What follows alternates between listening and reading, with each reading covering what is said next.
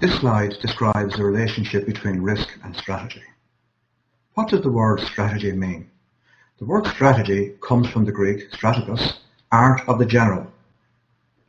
In the 21st century, we understand strategy as long-range planning.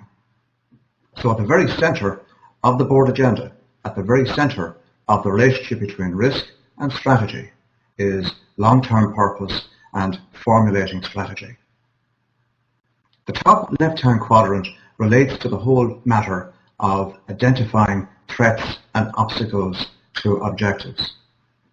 Objectives setting should be considered in the context of driving a car. I want to drive from New York to Washington, D.C., from Mumbai to Kolkata, from Berlin to Paris, from London to Paris. So long as I understand where I'm going, where I want to get to, clearly I know where I'm starting from, I simply have to work out what can stop me, what can distract me, what can throw me off on my journey from point A to point B. Once people understand that risk management in this context is prospective, I'm driving my car to a location. I know where I want to get to. That is my objective. I do not drive my car looking through the rear view mirrors. Driving risk management like driving a car is not retrospective. Once people understand this, they then realize that risk management, in fact, is not a compliance burden. Risk management enhances the achievement of objectives. It enhances performance. We now move to the top right-hand quadrant of the diagram in front of you. This talks about the importance of aligning objectives in a strategic and an operational context. Now, many people might think that this is commonplace, that this is something which happens rather automatically within organizations. But in fact, the larger the organization, the more complex the organization, the more difficult it is to get assurance that objectives are aligned. Why? Let's consider a group CEO of a large behemoth organization with multiple moving parts. He or she will spend up to 20% of his or her time communicating with principal stakeholders, ensuring that there are no shocks or surprises on either side of the relationship. Thereafter, he or she is concentrating on keeping in place and in motion those principal components of this large behemoth organization. How do they do that when, at the same time, they cannot cut across the responsibility and the authority of subsidiary CEOs? They do that through the wise and skillful application of group functions, the C-suite, and also governance frameworks. Risk is one of those governance frameworks. One of the ways in which you can test the alignment of your objectives is through the commencement and development of conversations on the whole question of developing risk appetite statements.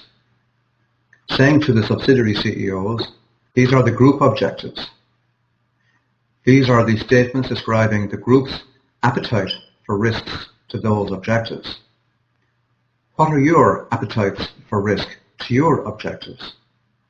That whole conversation ultimately peels back the layers of complexity such that the C-suites, but also the non-executive directors on the all-important risk committee or the audit committee if it has a charter extension to include risk, those all-important conversations strip away confusion with regards to the operating models, what matters most with regards to the business model. This is the most important quadrant within the diagram.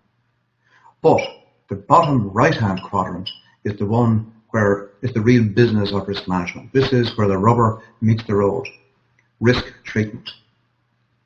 When we look at risk registers, we're quite often amazed that some 80% of the content, or if I put it visually, I look at an Excel spreadsheet, which far too often are being used these days as the reporting and process management mechanism for the identification and management of risks. We find that some 80% of the content, 80% of the surface area on that risk register is given over to the area of risk assessment. But what about the treatment of risks? I want to get from point A to point B. What safeguards am I going to employ? How am I going to reduce my risks?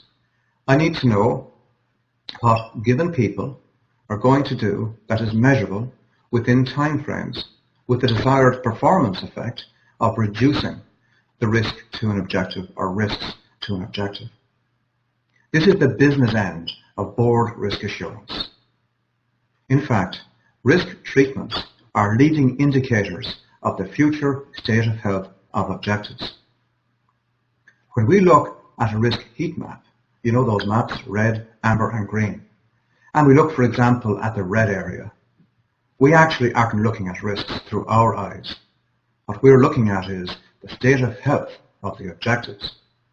The more risks in that zone, the higher the blood pressure of the organisation, the less likely that those objectives perhaps are going to be achieved.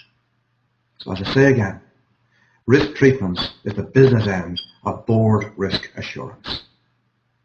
Moving on then to the bottom left-hand quadrant, weighing the odds consistently throughout the organisation. I'm going to come back to this in a moment when I speak to the topic of risk maturity.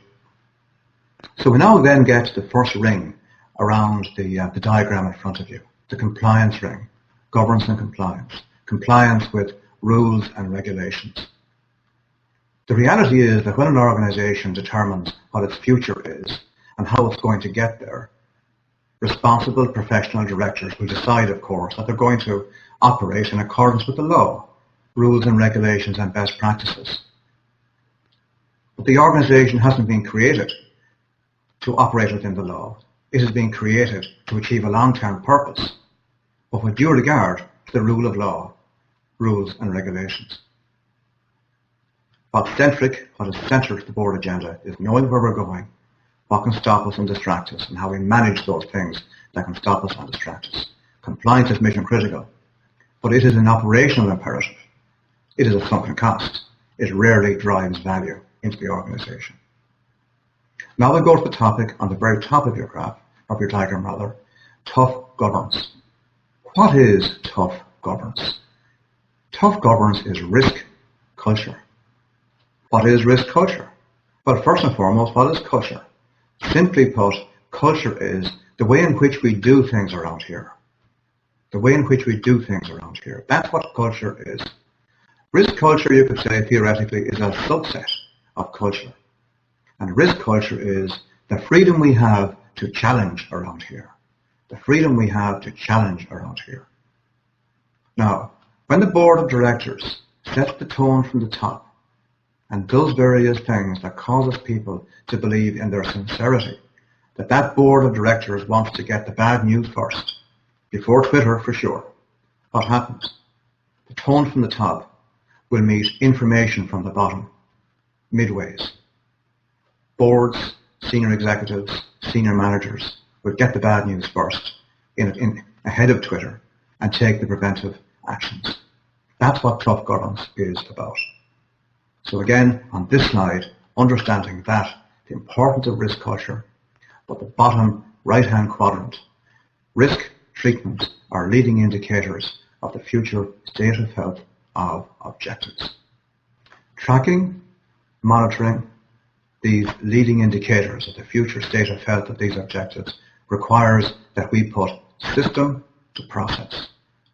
3 key words, putting system to process, 4 words in fact.